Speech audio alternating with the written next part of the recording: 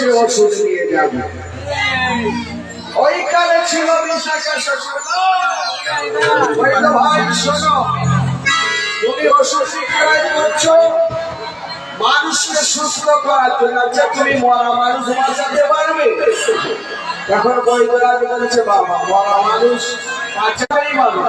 হ্যাঁ হ্যাঁ চিন্তা করো না, আমি বাঁচিয়ে দেবো। তবে কি উপহার আছে?